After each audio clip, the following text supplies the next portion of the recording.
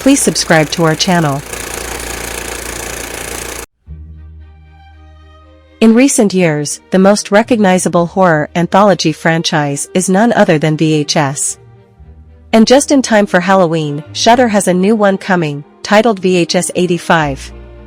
Much like the previous films, VHS 85 has a segment that is interspersed between the rest of the shorts, some of which exist independently, while one of them overlaps. The film continues the found footage gimmick of previous films, but this time places the time period in the mid-80s. So, instead of the super clean found footage films we've been seeing in recent years, this is the era of grainy camcorders, which somehow just adds to the terror. So this VHS 85 film summary and ending explained. No Wake summary and ending explained. Rob, Robin, Kelly, Drew, Kevin, Anna, and Jared reach a fictional camping spot called Lake Evic. Rob finds a sign warning tourists not to swim in the lake, but scoffs at it because lakes are meant for swimming in them, unless there's something toxic in it. Rob also finds a dead animal near a section of the shore of the lake that seems to have been scorched by fire or that the land has been infected by something. All of these telltale signs suggest that everyone should get the hell out of there. But since this is a horror anthology, they do the exact opposite and go skiing in the lake. Well, Anna and Jared hang back, and the rest go for some water skiing. After spotting a truck near the camping site, they decide to head back. However, that's when somebody starts shooting at them with a sniper gun. They all take multiple shots at the body and the face and die. That's not where the short film ends, though, and it seems like we are going to see who this assailant is. Instead, at the end of No Wake, something bizarre happens, and Rob, Kelly, Drew, Kevin, and Robin come back to life. Their injuries are still open, and they are bleeding, but they aren't dying anymore. They notice someone has written the Roman version of 7 on their RV and apparently butchered Anna and Jared. Since Robin and Jared didn't come back to life, the rest of the group tries to figure out why that's the case. They come to the conclusion that it's the water. The lake is like a Lazarus pit, and it has the power to turn a mortal into an immortal being. Since Robin and Jared didn't go into the lake, they died. The rest were touched by the water, so they lived. Robin assumes that Rob must have caught the license plate of the truck of the mysterious assailant. They promise to get to this individual and inflict the same kind of eternal torture that the attacker has subjected them to. The anthology short is a classic subversion of the slasher movie trope where a serial killer turns a dream vacation into a nightmare for no reason because, instead of just dying, the victims of the killer's violence come back to life. The power that was in the hands of the killer has now been transferred to the prey. And now they can get their revenge. The hunter becomes the hunted. In addition to that, it presents a rather grotesque version of immortality where your body will be susceptible to wounds that won't heal, but you'll continue to live. God of Death summary and ending explained. Luis is the cameraman at Lucia de Leon's news channel. While recording a session, the studio is hit by a massive earthquake that kills everyone in the building, except Luis. A rescue party, whose members are Eddie, Miguel, Carla, and Javier, break into the studio and start making their way downstairs to safety. But the tremors and the shaky condition of the building force all of them to go beyond the ground floor and into the basement. During this process, Javier is gravely injured, and Carla is forced to put him out of his misery. Then, they continue to go deeper and deeper into the building, and that's when they start hearing odd noises. Finally, they reach an underground temple that has skulls in its walls and a statue of Mictlan. Eddie gets possessed and tears out his own insides. He kills Miguel. An ancient deity appears behind Eddie and kills him. Then, it goes after Luis and knocks him out. Carla is the one who manages to get away. And just when it seems like the whole ordeal is over, Carla reappears and sacrifices Luis' heart to the deity. At the end of God of Death, Gabriela Maldonado, the news reporter who is played by the director of the anthology short, Gigi Saul Guerrero, informs the audience that the earthquake has decimated Mexico. Now, during the altercation with the titular god, the words Mictlan, Tenochtitlan, Wall of Tzompantli, Ixpustec, Nextapiwa, Santamoc and Mictlantecutli are mentioned. In Aztec mythology, Mictlan is considered to be the underworld, while Mictlantecutli is considered to be the god of the dead. According to Mesoamerican and Aztec lore, Tzompantli is basically a wooden rack where the skulls of prisoners of war were kept. And Ixpustec, Nextapiwa, and Santamoc are just synonyms of Mictlantecutli. From what I can gather, this is an Old World versus New World scenario. Carla is probably not a big fan of capitalism, consumerism, and the influence of North American culture on Mexico. So, she wants to raise this new world and build it anew with the help of the god of death. Going by the news report, nobody is aware of Mictlantecutli's resurrection. But if the god has returned to his full power, destruction is inevitable, and it's only a matter of time before he takes the country back to its roots. However, is it a good idea to regress in order to protect one's tradition? Isn't it better to educate people about their past while being progressive? Well, by the looks of it, fanatics think otherwise, and everyone else has to face its repercussions. TKNOGD summary and ending explained. Ada is a performance artist who is against technology and puts up a stage play to advocate against it in front of a very small audience. To be specific, she's against virtual reality or VR, as she shows someone who is credited as the inventor boasting about the infinite possibilities around the experience of living in a simulation. She believes that the general public has forgotten about the old gods and is only worshipping a techno-god, i.e., the god of technology, but she thinks that this techno-god doesn't exist, and hence, people should stop supporting this concept. Then things take a weird turn as Ada puts on a VR set to enter a virtual reality and mock this fabled techno-god. After a few minutes of awkwardness and cringe, the techno-god shows itself in the virtual reality and rips apart Ada's virtual version to pieces. Those wounds show up in the real world, and Ada turns into a bloody mess and perishes in front of the crowd. At the end of TKNOGD, the audience begins to clap, and when the cameraman takes off Ada's headset, she looks like an animatronic robot because the headset has fused with her brain due to the techno-god's attack. Now, you can take this at face value and say that Ada messed with something she didn't have any idea about and faced its consequences. The audience's reaction to it is an example of how the line between reality and fiction is becoming blurry. That's why they are seeing Ada's death as a part of the act instead of feeling traumatized because they've seen someone die right in front of them. They have started to treat everything as a simulation of reality, and if nothing is real, then even death has no weight. Or you can see Ada as a part of the inventor and the techno-god's propaganda. Any kind of religion relies on fear to gain popularity. If people aren't afraid, they won't pray and beg. If people only believe in themselves, then these false gods won't gain prominence. That's why it's possible that the inventor has sent Ada to sacrifice herself in front of the general public so that they can fear the techno-god and worship it to avoid getting ripped apart by the deity of the modern world. Based on that final frame, I also think that Ada was an android, and she wasn't killed by the techno-god. The snapping of her limbs and the moment where she levitated were actually choreographed remotely so that it had seemed that she was being butchered by the entity in virtual reality. That said, we can hope that this'll have the opposite effect on the general populace, and they'll shun all kinds of technology and avoid living in fear for the rest of their lives. Ambrosia summary and ending explained.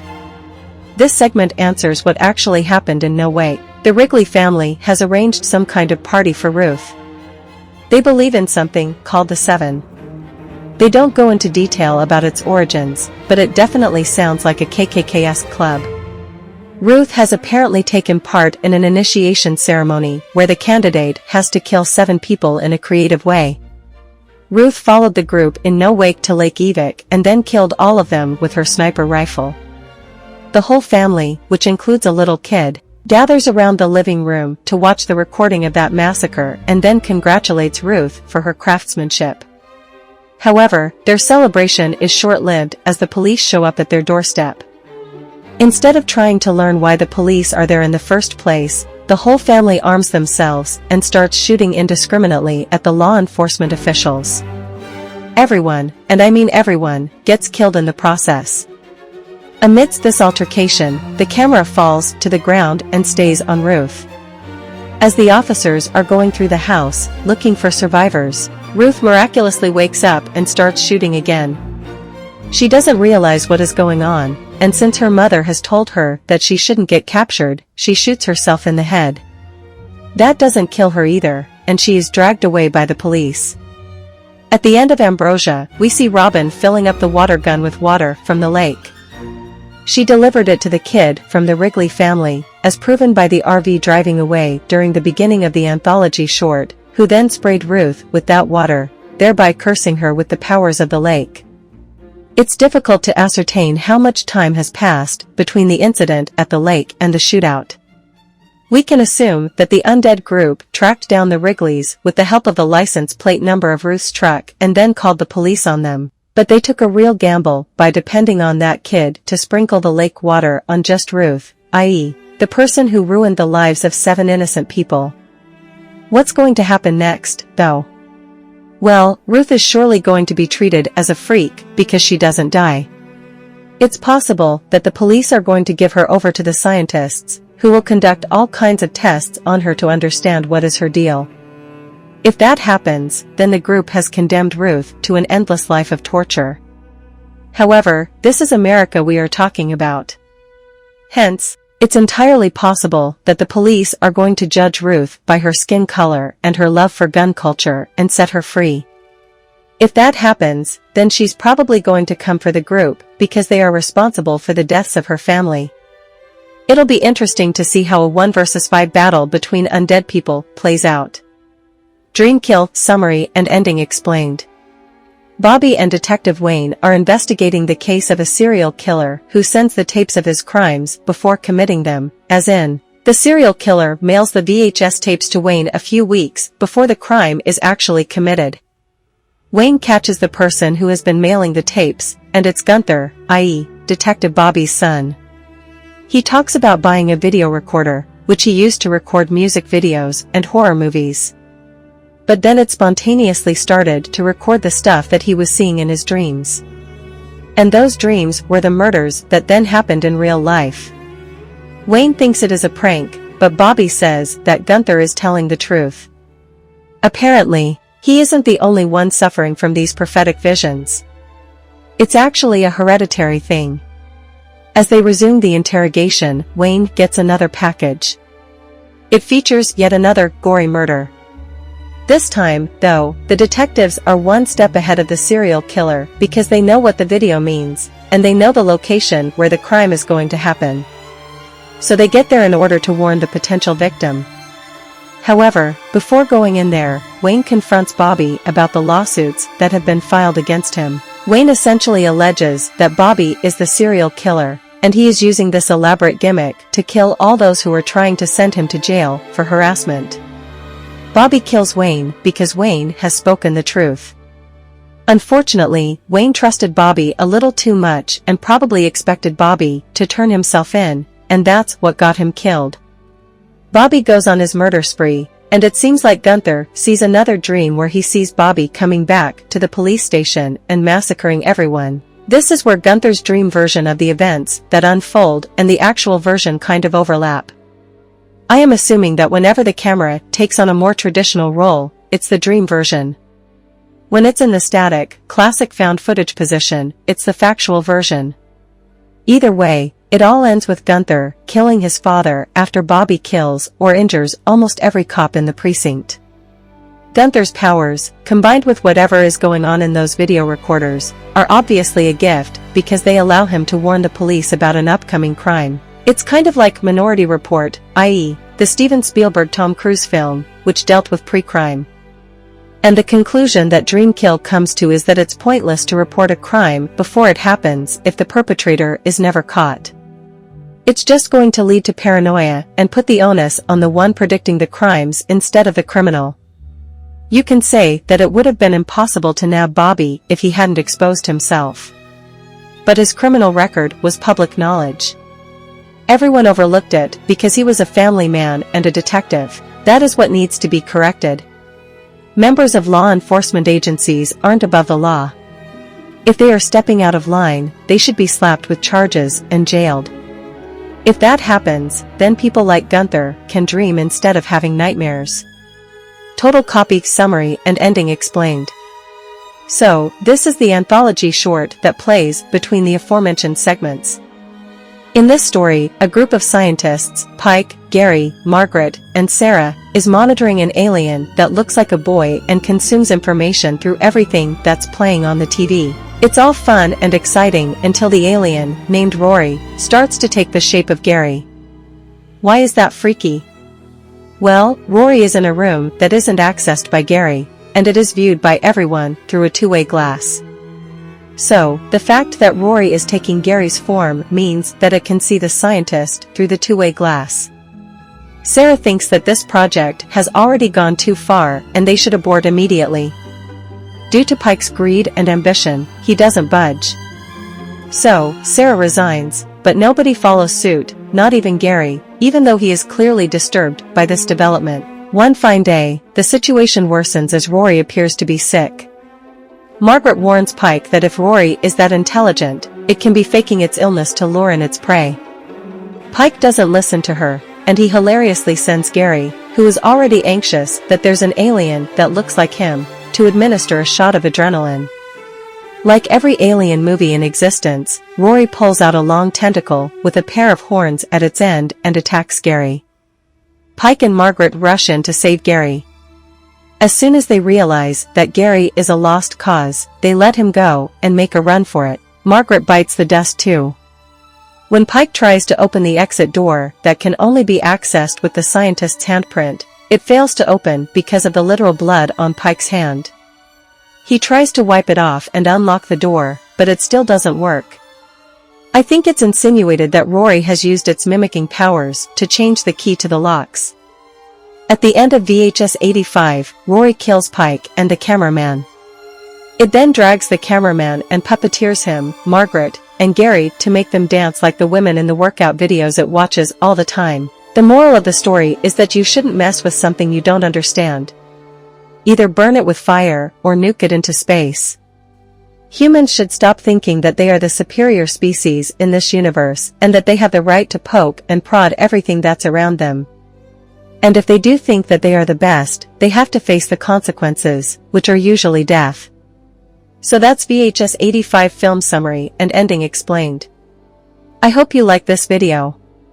Please leave a comment and subscribe to this channel. See you in another video. Bye.